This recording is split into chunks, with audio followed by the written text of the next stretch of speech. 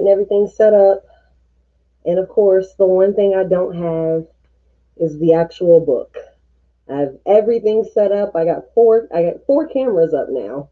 I have Instagram, TikTok, Facebook, and YouTube right there. So I have all my lights and everything set up, but I don't have the book. So let me go get the book while y'all are all coming in. I'm gonna go get the book while y'all all coming on in. Gonna go get the book while y'all all coming on in. Gonna go get the book while y'all all coming on in. Gonna go get the book while y'all coming on in. Come on in. Come on in to the show. Welcome to Reading with Miss Taylor Said.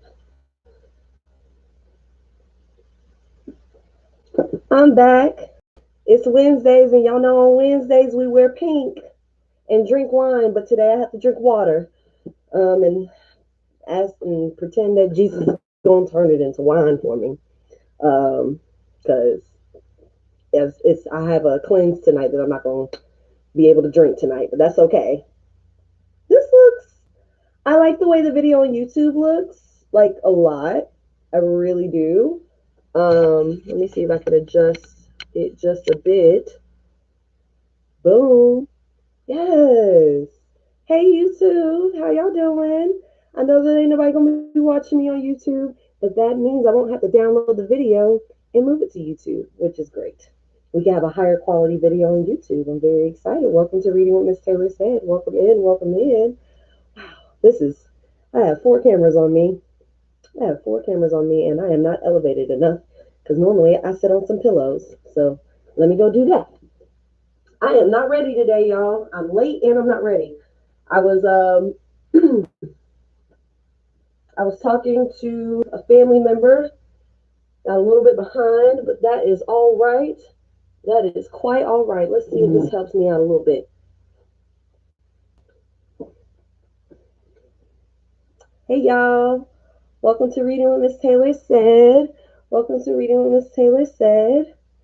Welcome in, welcome in. If you are watching, please, please, please, please go and share this with somebody. Share it with somebody. Tag somebody in. Get them in here. Get people in the room because we are reading today. We are reading today. And the chapter today is it's about sex. It's about sex. We're reading The Mastery of Love, and the chapter today is about sex. So that's why I showed up looking like a teacher to get a sex education.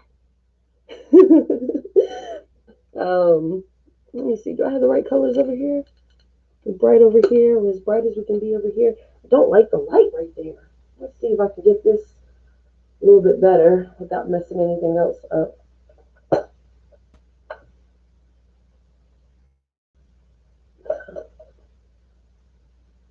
Yeah. We're gonna get that brighter. We need as much light as possible, okay? All right, I think we should be good now. I think we should be good. I'm going to go ahead and share this on my timeline. You know what I'm saying? I'm going to share it on my timeline. And this outfit right here. So I got this skirt and this jacket and this blouse. I got it. Where did I get it? I got it at Goodwill. Actually, I got this whole 1, 2, 3. Got this whole little ditty at Goodwill. And it's nice. It's nice. It's a Fashion Nova skirt, Banana Republic blouse, and some Jessica Howard. I don't know who Jessica Howard is, but she made a pretty decent jacket. Had to cut shoulder pads out of it because, I'm not wearing no shoulder pads. So y'all welcome in, welcome in. I'm so happy to be here. I'm so happy y'all are here. Still working out the kinks of everything, still working out the kinks of,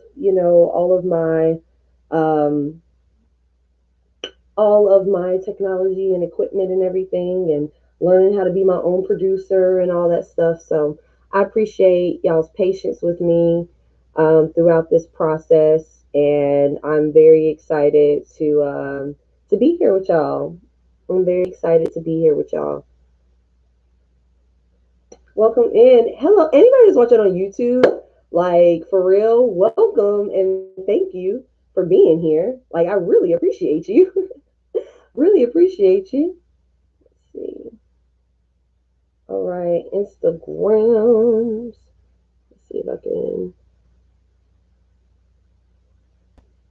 leave it like that.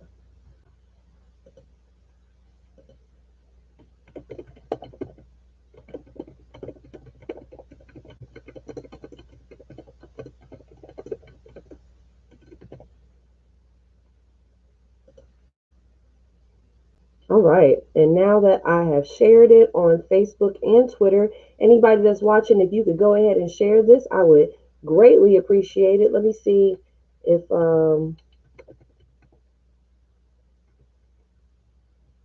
know if I can do that.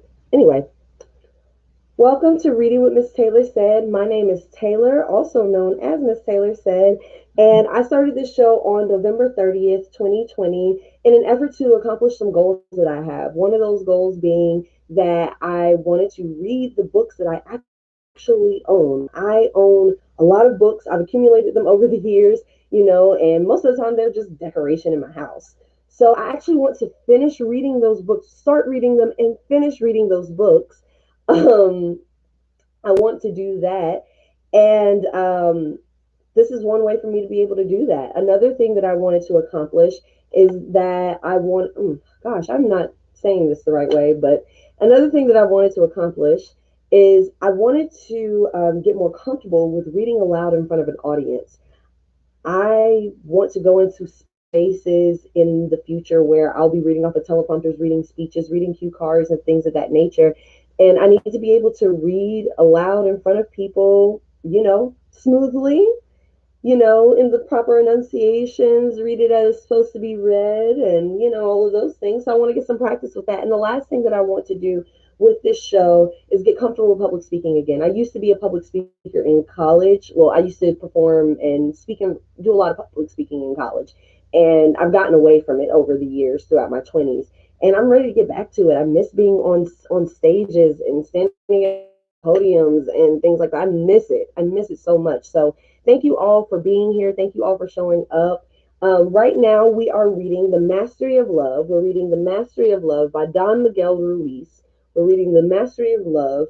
And yesterday, the chapter that we were reading was talking about the Dream Master and how basically you're in control of what you're doing. You're in control of your dream and you're in control. No, you're good. You're good. I had to, you know what, Savante, what I had to do? I had to go back to the original way that I was doing things. And now I'm just live streaming.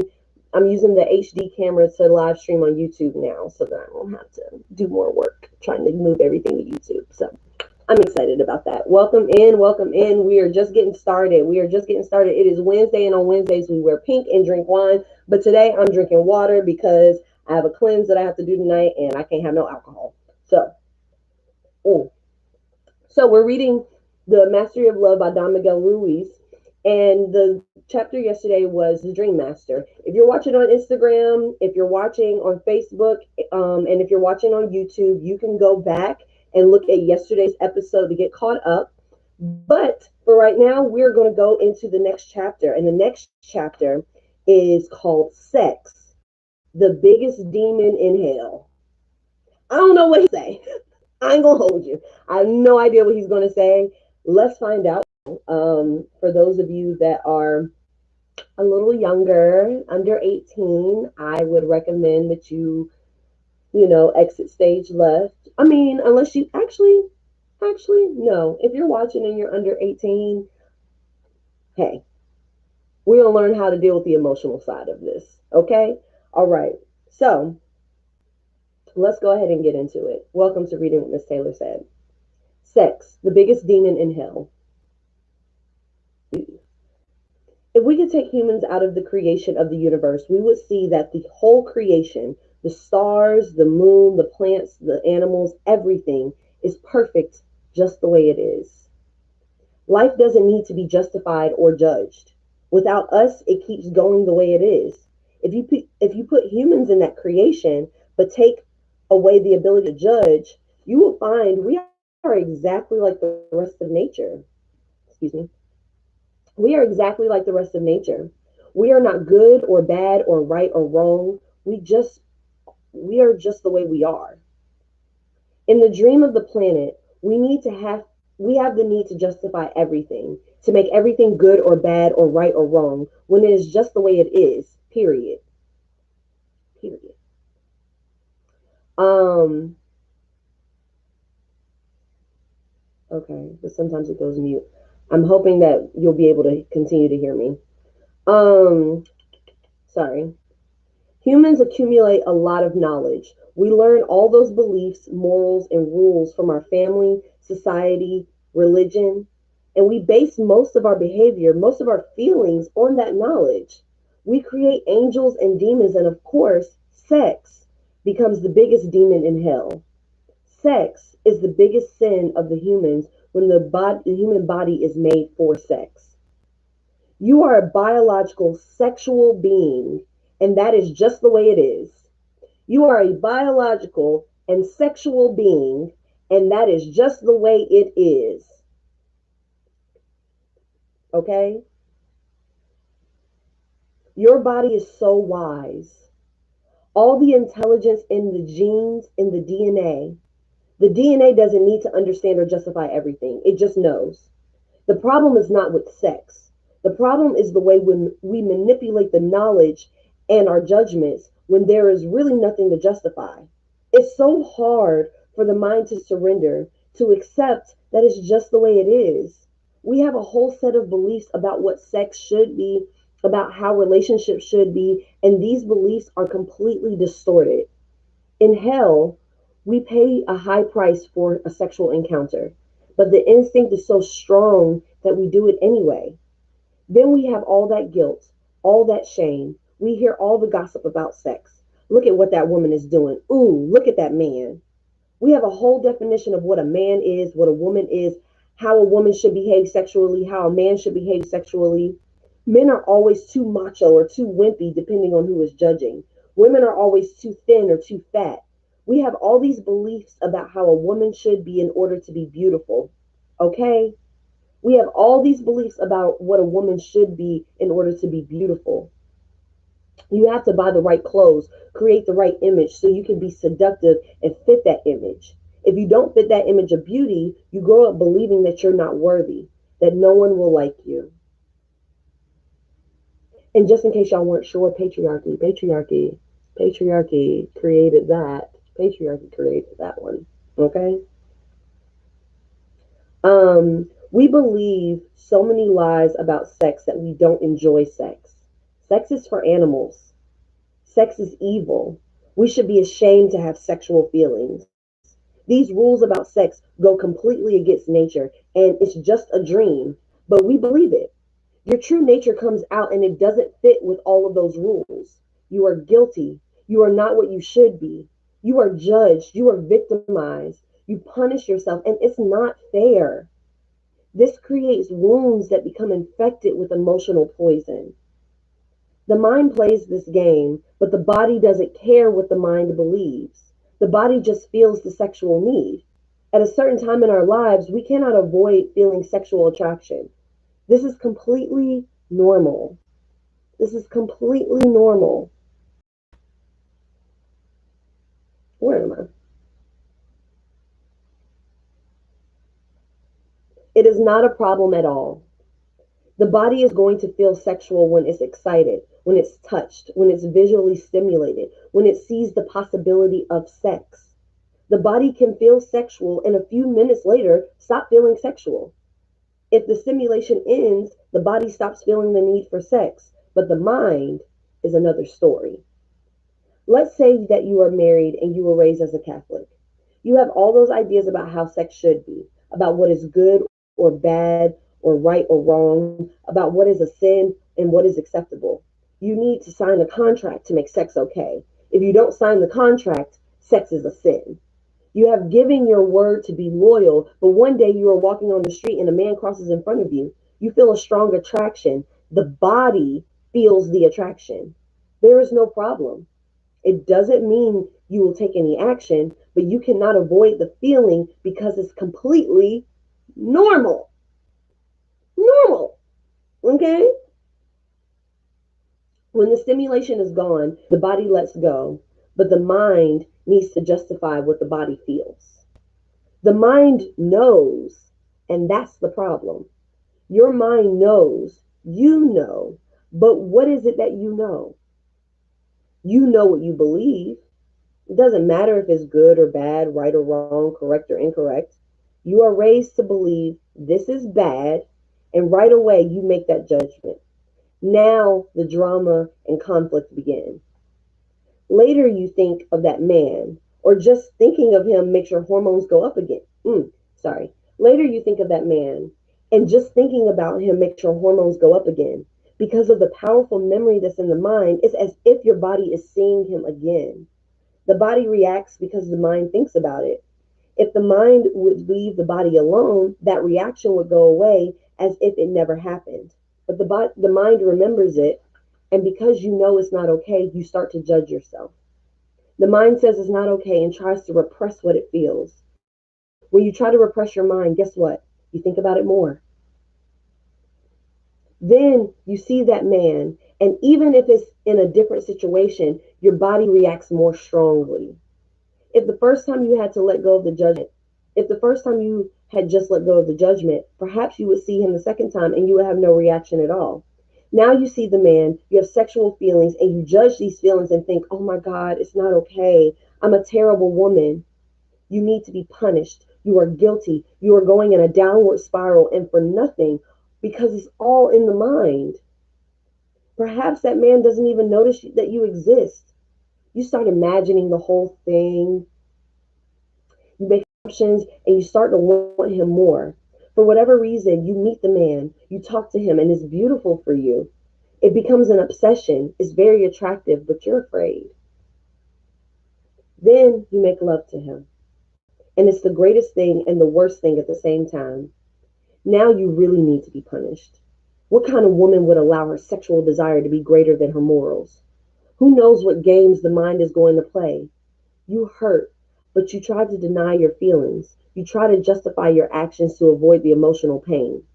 Well, my husband is probably the same way. Welcome in, welcome in. If you're just joining us, we are reading The Mastery of Love by Don Miguel Ruiz. If you are just joining us, we are reading The Mastery of Love. All right. So, the fear becomes an obsession. The attraction becomes stronger, but it's not because of your body. It's because the mind is playing a game. The fear becomes an obsession, and all that fear you have about your sexual attraction is building up. When you make love with this man, you have a great experience, but not because he is great and not because the sex was great, but because of all the tension. All the fear is released. To build it up again, the mind plays the game that it's because of that man, but it isn't true. The drama keeps growing, and it's nothing but a simple mental game. It's not even real. Hey, it's not even real. It's not love either because this kind of relationship becomes very destructive. It is self destructive because you are hurting yourself, and the place that hurts most is what you believe. It doesn't matter if your belief is right or wrong or good or bad. You are breaking your beliefs, which is something that we wish to do, but in a way of the spiritual warrior, not the way of the victim. Now you are going to use that experience to go deeper into hell, not to get out of hell. Your mind and your body have completely different. Actually, before I continue, let's go over what he said, right? Let's go over some things. Okay. So he's talking about how basically he's saying having sexual desire is normal. It is a normal bodily function. When your body sees somebody, forget you, forget your mind, throw your mind away. Let's just use your eyes and everything else that functions, right? When you see someone that you're attracted to or that your body is like, ooh, I think we can procreate with that. Ooh, I think I like that. It's normal. Like that's regular. That's normal for you to have a sexual feeling. And even if you don't act on it, the reason why you judge yourself and feel guilty, man, listen, me too. The reason why you feel guilty is because of the rules that were placed on you by your domestication and by your church or your religion or whatever. Like the reason you are experiencing that guilt is because what society has placed on you. So your body seeing another body that it's attracted to and wanting to do something about that is regular. Regular. But when your mind gets involved, a whole other thing happens. Your mind is like, I shouldn't do that because I'm married. I shouldn't do that because of my faith. I shouldn't do that because he or she or they are this person and I'm not supposed to be attracted to them because of the relationship. Oh, okay. So someone on TikTok just said that they're a counselor and so they want to see what my perspective is. But your mind starts with the judgments. Your mind starts with the I should, I shouldn't, I whatever. And the thing is, you can just let the feeling pass. You can let the feeling pass. And this is not obviously this is just the most basic level of person sees person, person's attracted to person, person decides whether to do something about it or not. This is not including things like sexual trauma and all of that. This we're not talking about that right now. He'll probably get into it, but we're not talking about that right now. We're just talking about the basic function of sexual attraction and sex. Um, but I think that I do it too. I'm a person that like it is impossible for me. Like it is right now, this point in my life, it's impossible for me to act on sex without some sort of emotional connection, right? But where am I saying? What am I saying? What am I saying? Let me gather my thoughts.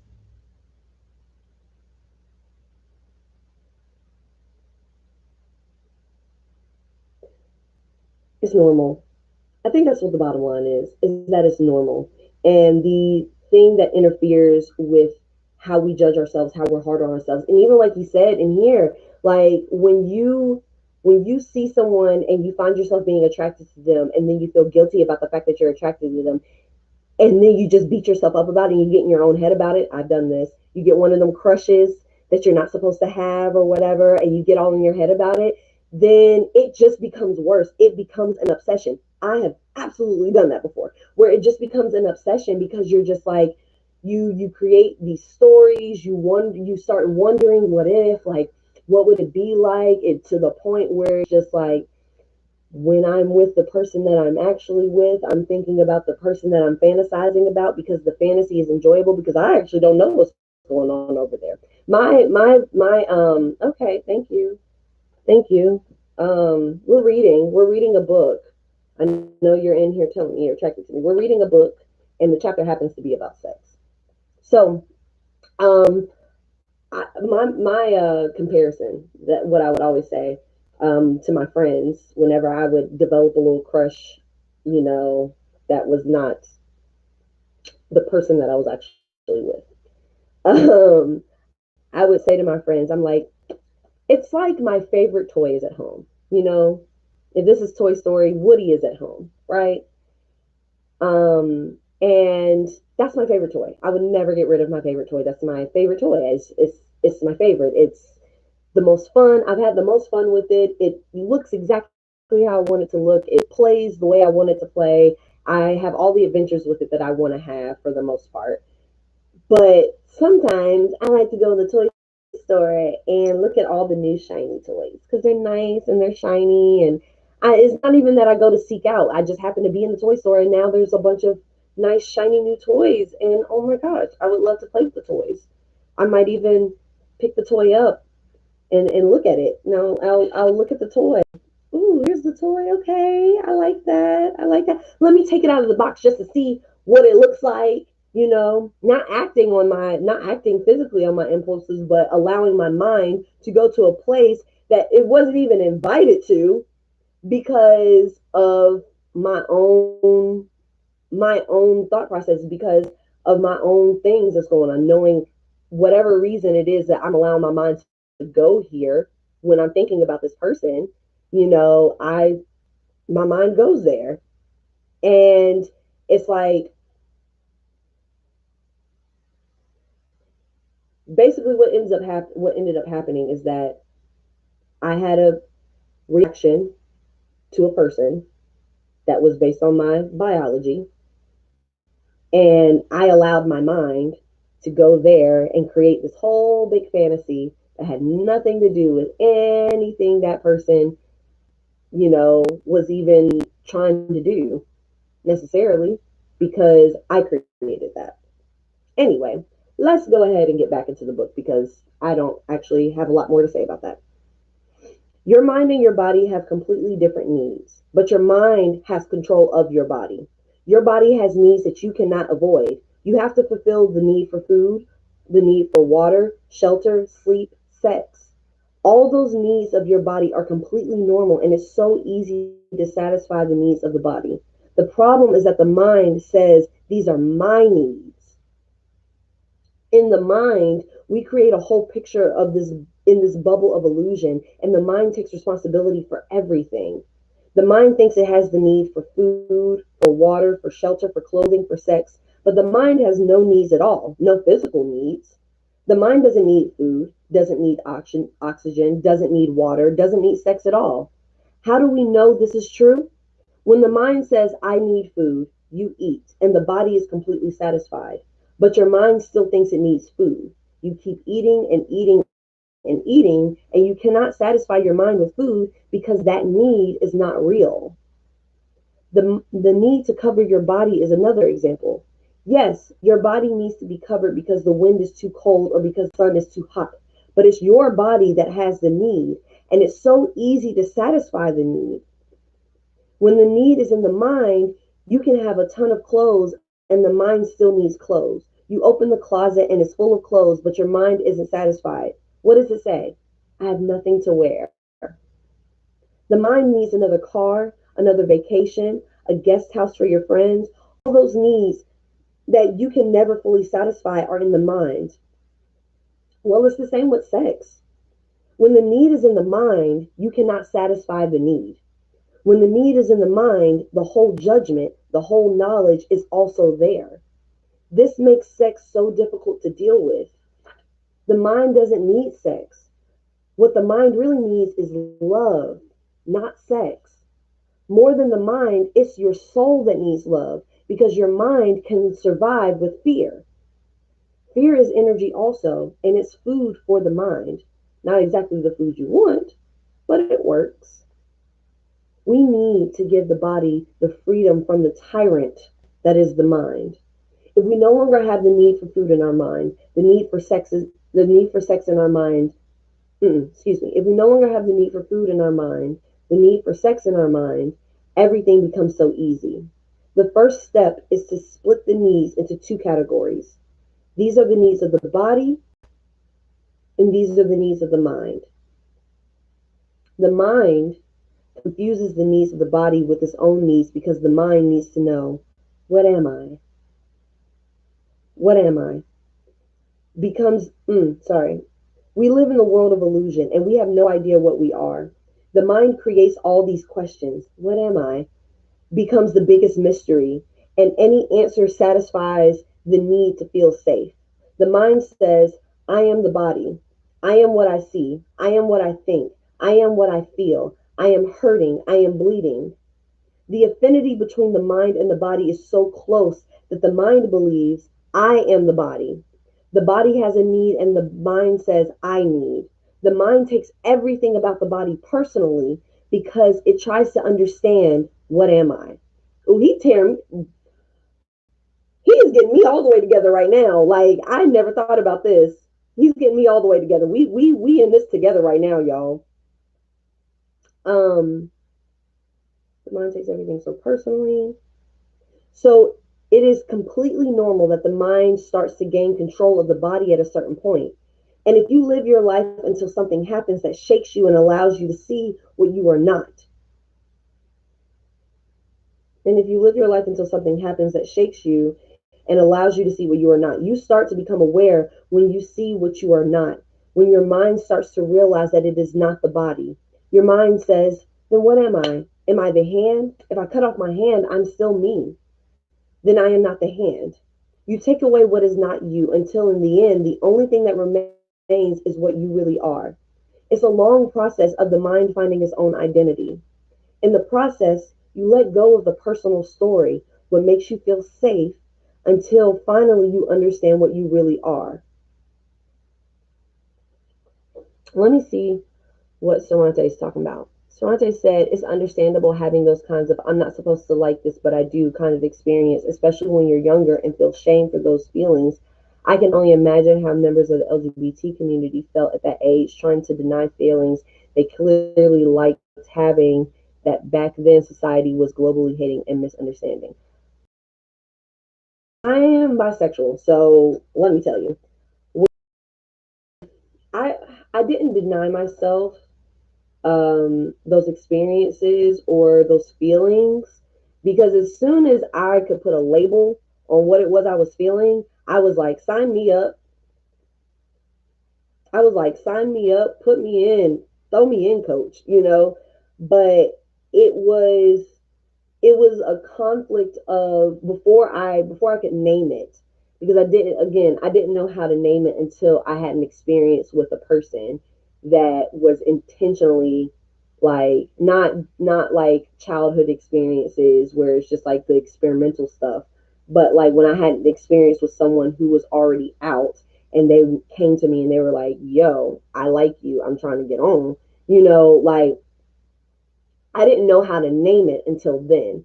But leading up to, it was like I would, for example, I would watch music videos. Like I watch 106 in Park and stuff like that with my dad and my brother. And I would see girls up there and I'd be like, I'm kind of like, why am I more excited to watch this than my brother? Like, why am I so hyped right now?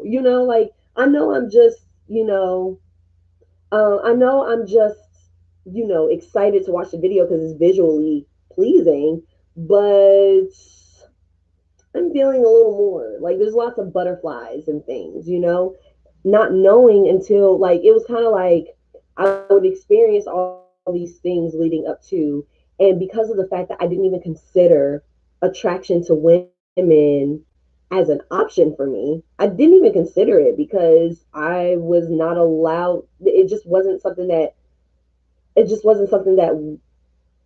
was even talked about. The most that it was talked about was just kind of like, oh, this family member is gay. Y'all can't hang out with them no more because we don't want them to make you gay. And outside of that, it was like I didn't even know what gay was when that happened. When it was like, we got to stop hanging out with this person because now they out. Like I didn't even know why or what that meant. All I knew was just like, well, I got this family member that kind of dress more masculine than feminine, and I guess that mean they gay. They like girls. I don't really know. I didn't think that it could apply to me because I thought that there was only one kind of gay person, and I mean, I just didn't think that it could apply to me. I didn't think that you were allowed to like more than boys. Um, I'm bi. I'm sorry. I'd say I use the term gay flippantly, but I'm bisexual. Sorry about that. But I didn't even think it was an option. So once I identified it, it was kind of like the whole. I don't know if any of y'all watch Grey's Anatomy, but that episode where Callie, I can't remember the other doctor's name, but when they first hooked up and they found out that they were attracted to each other, they found out they were attracted to women. She said she had this monologue. Gosh, I can't remember that character's name, but she had this monologue where she was like, "It's like putting on glasses." I was seeing I would see these green blobs. I would see these green blobs, and I knew that those were trees, but I didn't know what trees looked like for real until I put on glasses and it was clear. So that's how that felt, where it was just kind of like there's all these things leading up. I can go back now and identify all these, things that would be like, oh, that was a sign, that was a sign, that was a sign, that was a sign. But it didn't all come together for me until I was able to put a name on it and be like, oh, that's that's me. Okay. You know. Anyway, I don't know how this came to me coming out again. Um but yes, about denying the feelings, because you're denying, like, sorry y'all. It's, you spend a lot of time denying those feelings or repressing them because it's like, I'm not allowed to be like this. I'm not supposed to be like this. This is wrong. This is not who I'm supposed to be. And in reality, it's like your body is giving you a signal, is sending you a signal, and your mind is shutting it down because of what you're supposed to be. Anyway, let's get back into it. Do.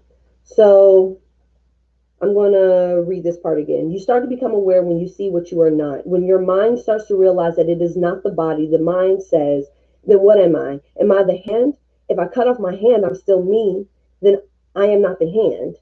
You take away what is not you until in the end, the only thing that remains is what you really are. It's a long process of the mind finding its own identity. In the process, you let go of the personal story, what makes you feel safe, until you finally understand what you really are. You find out that you are not what you believe you are because you never chose your beliefs. These beliefs were there when you were born. You find out that you are also not the body because you start to function without your body. You start to notice that you are not the dream, that you are not the mind. If you go deeper, you start noticing that you are not the soul either. Then what you find out is so incredible. You find out that what you are is a force. What you find out is that, sorry, you find out that what you are is a force that makes it possible for your body to live, a force that makes it possible for your whole mind to dream. Without you, without this force, your body would collapse on the floor. Without you, your whole dream just dissolves into nothing.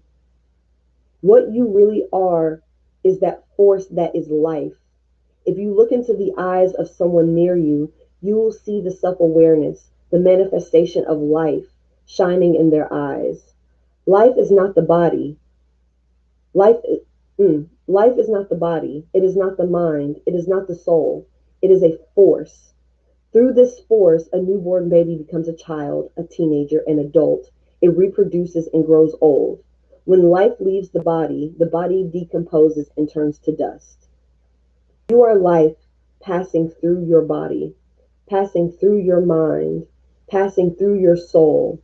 Once you find that out, not with the logic, not with the intellect, but because you can feel that life, you find out that you are the force that makes the flowers open and close, that makes the hummingbird fly from flower to flower. You find out that you are in every tree, you are in every animal, vegetable, and rock. You are that force that moves the wind and breathes through your body. The whole universe is a living being that is moved by that force, and that is what you are. You are life. So that's the end of that chapter. Um, we can do the next chapter tomorrow. That's the end of that chapter. I really love what he said about you being the force. You are a force. You are a force. Like, this body that we're given, this body that you were given. I'm going to take this off because I'm getting hot now. Y'all know I was wearing. Um, this body that we were given is. My friend said something wonderful the other day. She was talking about her kids, and she was talking about, she was talking about her relationship with their father and everything like that, and how No matter if her and him hadn't made those children, her children were going to be here anyway. They just may not have been her kids, but their existence was still going to happen. They were just going to be born into another body. And I had never thought about that, where it's just like, you are the force. You are a force, and you were going to exist regardless. And it kind of made me think about like how some of us even like could have some sort of bitterness towards our parents, like, oh, you had me even though you knew like you weren't prepared to have me or whatever. And it's like, you were going to make it here anyway. You were going to make it here anyway. And so what do you do with that? Now that you know that you were going to make it here regardless, what do you do with that? You recognize that it's you. And what he was saying about like shedding away shedding away everything, where he was talking about the mind saying, well, what am I? Trying to answer the question of what am I? What is my purpose? Why am I here? Why do I exist? Because our mind is the one doing all of that. My hand is not asking me why do I exist. All it does is says, well, I'm going to do this. I'm going to do that. My hand is not asking me why I exist, but my mind will. And it makes me think about what I always go back to when we're in here. I always go back to my favorite. At this point, Job is my favorite Bible story. As it makes me so mad. But I'm such a fan. You know, about everything being really understanding who you are by visualizing what happens if everything is taken away. And when it comes to sex, it's like with your body, if your mind is shut off and everything that you've ever thought about sex is taken away, and you are just left with the function of it, what are you going to do with it? Are you going to protect your body? Because that's important. That's important. That has nothing to do with your mind. That's just, this is the body that I was assigned to, and so I need to protect it. Are you going to protect your body?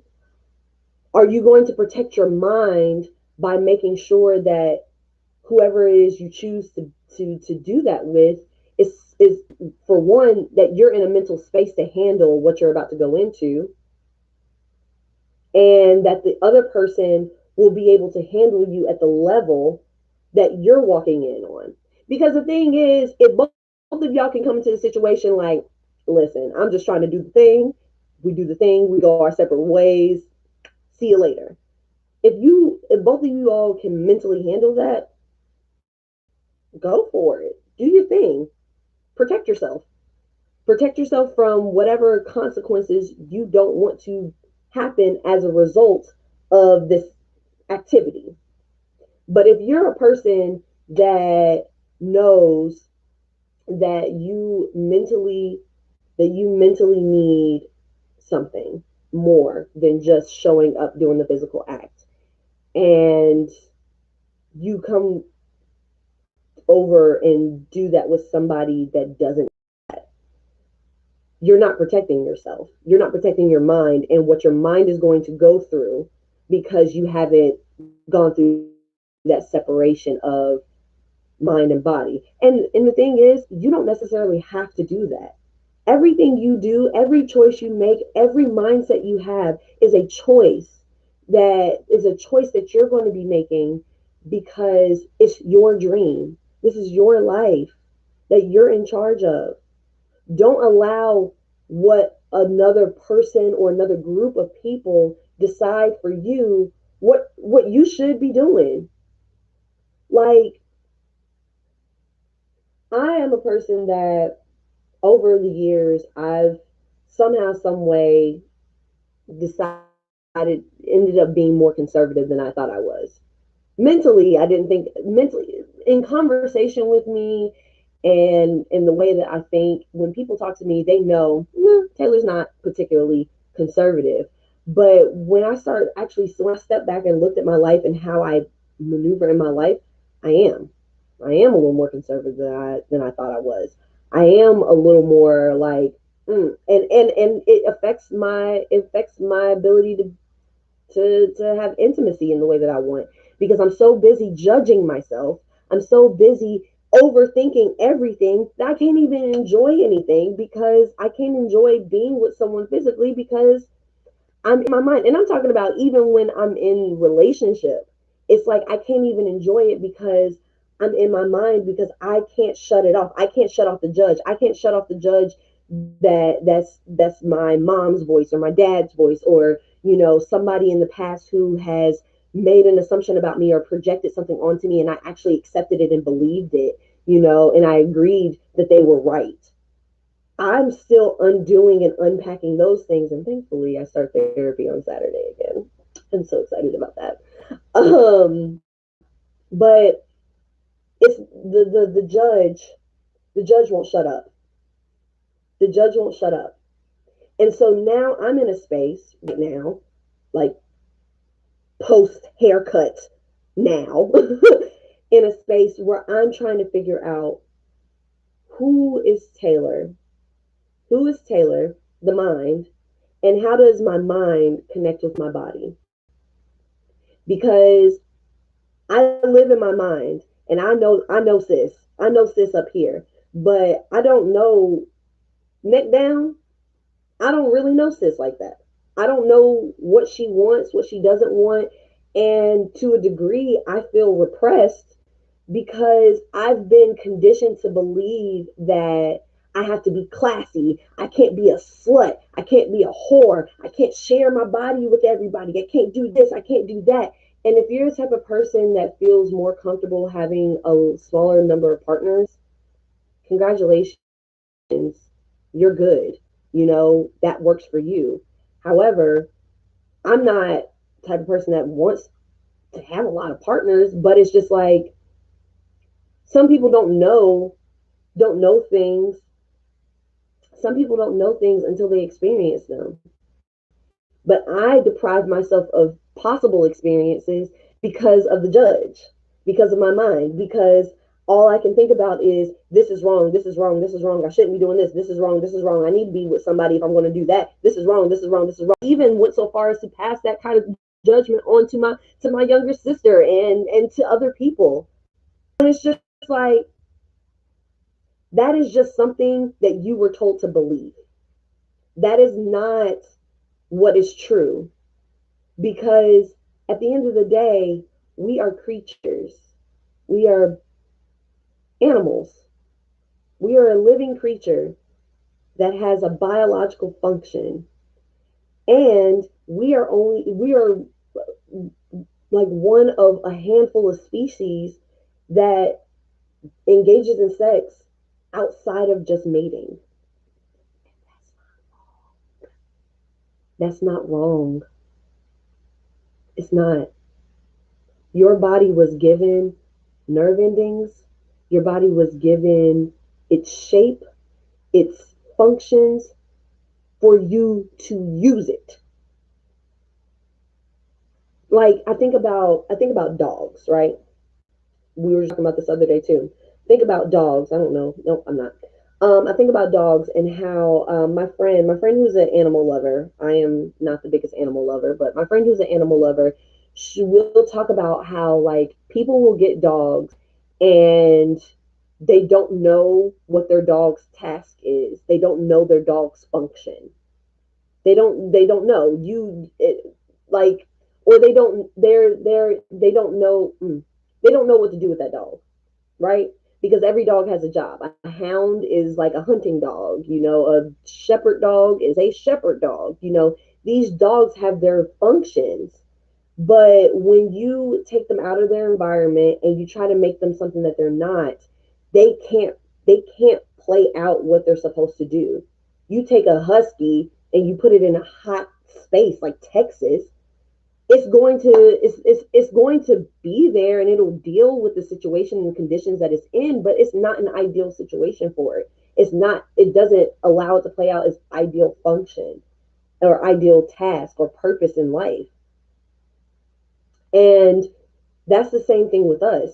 Like, we force ourselves into these spaces that we force ourselves into these spaces and we take ourselves away from our biological functions and the task that we were assigned to upon birth because of what somebody else says, because what somebody else decided was where we're supposed to be, what we're supposed to be doing. I mean, hell, if you think about black people, we are supposed to be elsewhere. We're supposed to be in Africa, near the equator, warm, wherever we're from. It's not necessarily warm everywhere, but warmer than here. Or you think about even your people of European descent being somewhere like the United States or the Caribbean or Hawaii and going to those places and placing themselves there and forcing themselves to be in those spots, and their skin literally can't handle it because they need to be somewhere cold.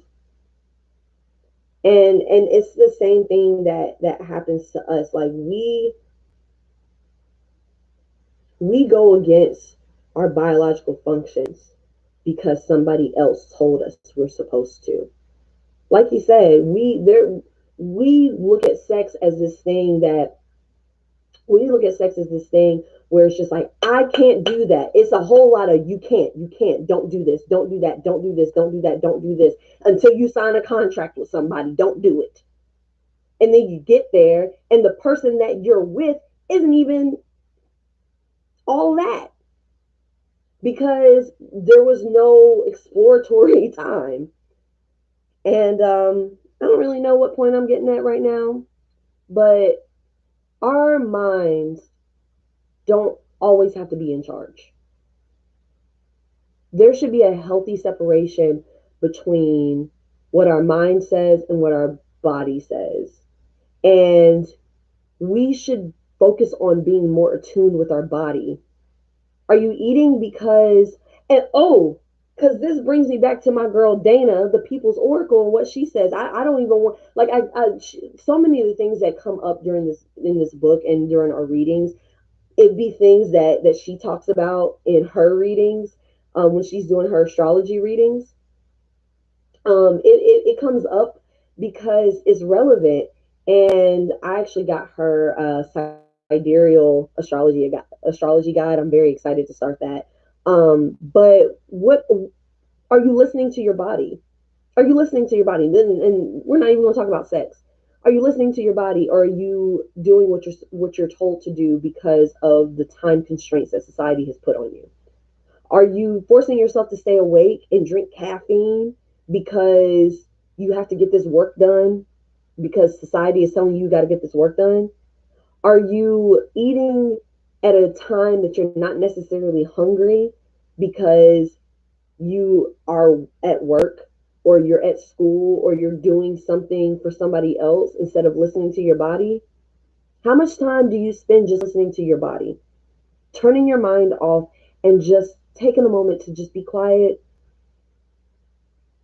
feel your body, and listen to what it's saying?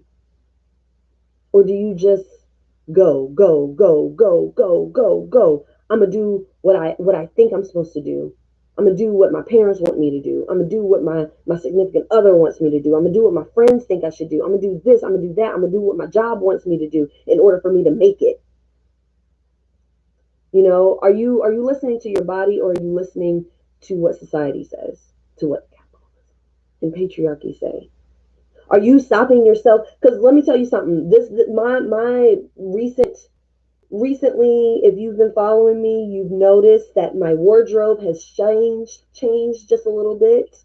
You know, you guys can't see it. I look real calm and professional or whatever over here on Facebook. You can't see the lower half, but over here they can see a little bit of the lower half, and it's a whole lot of leg happening over here. Okay, it's a lot of leg. It's a tiny little skirt. I'm wearing a mini skirt right now. And I have come to believe that covering up makes me a better person. That covering, and it wasn't even that I actually believe that. I've been conditioned to do that. I have been conditioned to cover up all the time because I need to be classy. Classy. But for who? Who is that for? Oh, well, you don't want men to think that you're easy. Okay. Because let me tell you something about Taylor. Let me tell you something about Taylor.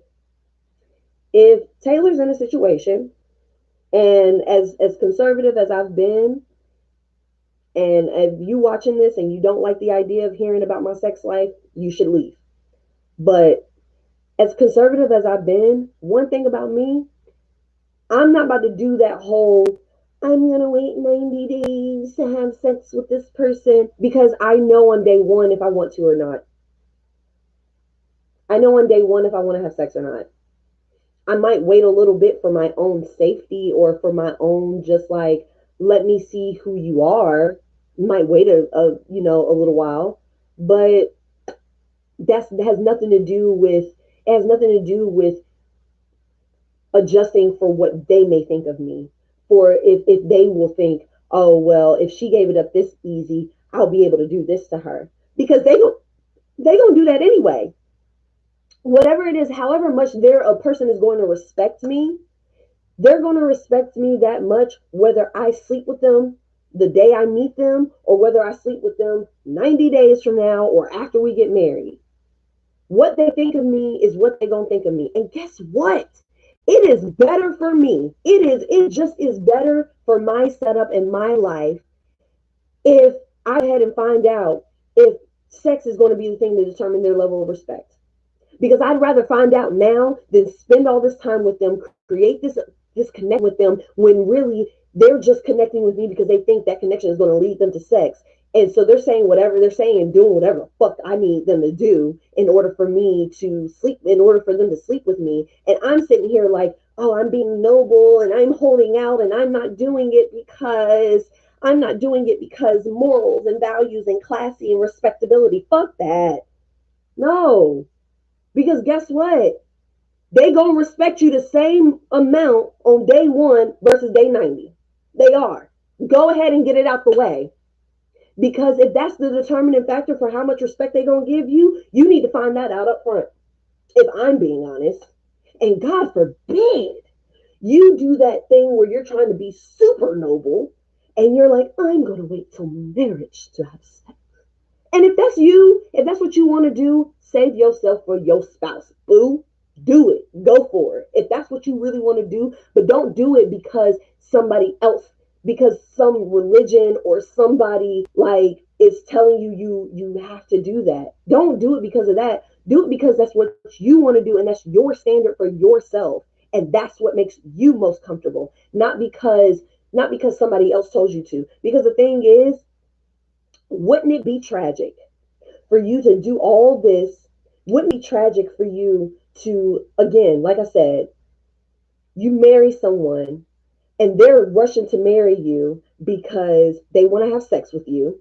Y'all rushing through the process trying to get to the marriage part so it'll be okay for y'all to have sex. It'll be okay for y'all to have sex. And then you get there and neither one of y'all please. Now y'all are stuck in a marriage having sex that you don't enjoy because of some moral obligation. Now you don't even like the person no more because the thing that y'all was waiting for and the thing y'all was doing all this acting for. I mean, and of course you could develop a real friendship, a real connection, develop real love for each other. But if in the back of your mind, you're like, okay, but I'm just ready to do this part. I'm ready to do this. That tension is not going to go away until the act happens or you choose to walk away. That tension ain't gonna go away. So now you're depriving yourself of something your body physically needs because sex is still a need that our body experiences. So now you're depriving yourself of something that you physically need and you're playing yourself because now you're gonna get stuck in a marriage with somebody that you don't even like having sex with. What? Bruh, get out of here. I'm not getting played.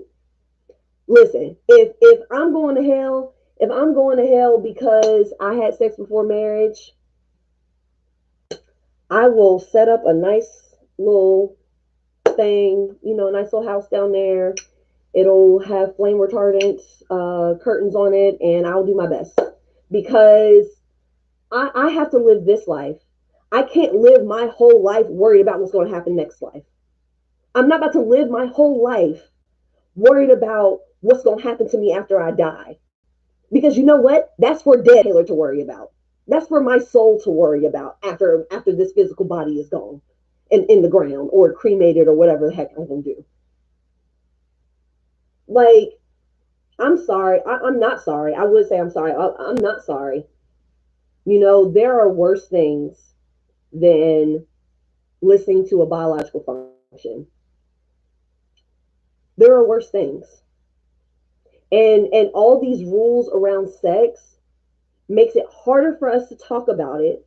All these things that are everybody's mind, everybody's wrinkly brains creates.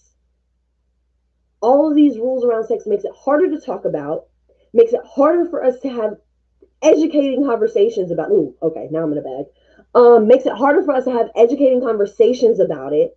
And now you got people out here, you know, raping people, sexually assaulting people, not understanding consent, getting pregnant when they don't know what the hell they're doing. You got people out here having tons of bad sex because nobody wants to talk about it. Nobody wants to talk about sex, but everybody's expected to be good at sex. And then you get on the internet and blast someone for being bad at sex when there's no conversations. There's no conversations happening. You got all these women out here that ain't never had an orgasm in their damn life because nobody want to have a conversation. Because everybody's like, ooh, sex is so bad. No, sex is natural. It's regular. It is regular as fuck. And it's already something that can be difficult to do if you are if you're not comfortable with your body. It already is something that is uncomfortable to do if you're not comfortable with your body. So why complicate that more by adding on repressed feelings and judgments and rules and when I say rules, I'm talking about the, oh, you're a bad person if you have sex before marriage, or you're a hoe if we're having sex with a lot of people. Listen, if you're not intentionally going in and disrupting a relationship that you weren't asked to be a part of, if you're not out here taking away people's right to consent by sexually assaulting them, if you are an adult and you are with a consenting adult and y'all consensually do y'all's thing, the thing that you need to be worried about is how well can you and I have a conversation so we can know exactly what we need to know about how to make this experience the best it can possibly be.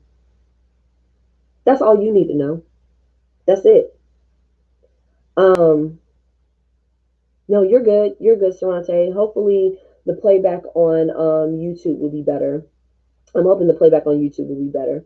Um, let's see. Noticing a lot of rules are placed on women, but not much are placed on men, especially when it comes to their needs to be when it comes to anything sexual. And not only that, some men like to play the con game and be a certain way for those 90 days. And then as soon as sex happens, they act completely different. Exactly.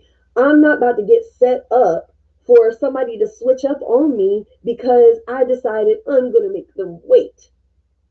And again, if making someone wait is what makes you feel most comfortable, do it. If withholding, if waiting until you have all the emotional connection that you desire in order for you to be your best self sexually is what you need, do it. But do it for that reason. Don't do it because your mama said you need to make sure you don't give up the cookie. Don't do it because Steve Harvey wrote a damn book. Don't do it for those reasons. Do it because that's what you want to do and that's what makes you feel more comfortable. You the best thing that you can do for yourself sexually is educating yourself about sex, educating yourself about your body and how it functions, educating yourself about the bodies of the people that you want to share your body with, if whoever it is that you're attracted to, educating yourself about their bodies and how they function so that you guys can get the best experience possible. You got men out here that won't even engage in certain sexual acts, even though it would be pleasurable for them and would make the experience better because their mind is like, no, that's gay. Because another society thing, because another thing that society has placed on them. Separate the mind from the body. Separate the mind from the body, and you will be set free. Okay? All right? Well, I don't think I have anything else to say on that. I really really enjoy sex education. I think it's important. It's something I've always been passionate about. Like even when I was in school, I remember when I was in high school, I took anatomy my senior year, and science is not my forte. I am an artist. I am a writer. I am a thinker. You know, I'm not a scientist. Um, Not that scientists can't be artists, writers, and thinkers, but I am just one of those people that is not a scientist. And that's okay. I'm perfectly fine with that. However, my favorite chapter in the anatomy, I want to say it was chapter 7 or 9, one of the two, and it was about the reproductive system.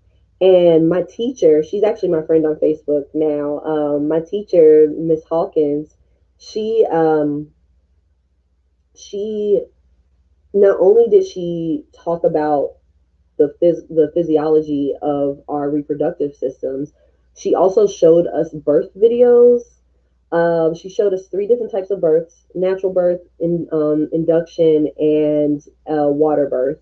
She showed us birth videos. She brought her breast milk in and tricked all of us into smelling it. She was like, "You guys smell this. What does it smell like?" You know, and she told us it was just milk, like cow's milk or whatever. She was like, "Tell me what it smells like." And then by the time it made it back around to her, she was like, "Just so y'all know, y'all just smelled my breast milk." So, just so you know, but it wasn't because she was being weird. She was just educating us. She was our science teacher, and she was educating us and making those things less scary and less taboo and just a matter of fact. Your body does this. Your body creates that. When you bring your body with somebody else's body, things like this happen. And it was just a matter of fact experience. And that's how sex should be discussed with teenagers, with kids, with adults, as a matter of fact experience. This is something that happens. These are the things that happen in your body. These are the things that happen in their body. These are things that you can do to prevent pregnancy, STDs, STIs. These are the things that you can do to make yourself safer. And that is something that I hope that I will be able to create. I hope that I'll be able. What one thing I want to do is create a space where we talk about, like, I want to create a safe space for reproductive health and reproductive justice. I want to create a safe space for that. I want to create a space where if the school ain't teaching your kids properly, bring your kids over here and we'll teach them about sex. We'll give you information so that it'll be easier. I mean, and I know that's what Planned Parenthood does, but I want to create my own space for that. That's specifically, for people of color, and inclusive of the he, she's, and the theys. But if you're not, like, I want to create that space because it's like so many of us are out here making mistakes and having so many things go wrong because of sex. And sex is not as scary as we make it out to be. It's not. It doesn't have to be. It doesn't have to be at all. So I urge you guys to spend some time today looking up information. Just look up some information about anatomical functions of the reproductive system and get into the science of it so that it can be a little less scary for you. I'll do it. Me too. Um, and know that your mind, when it judges your body, when it judges the choices you make, it's taking what your body is choosing personally or what your body is experiencing personally.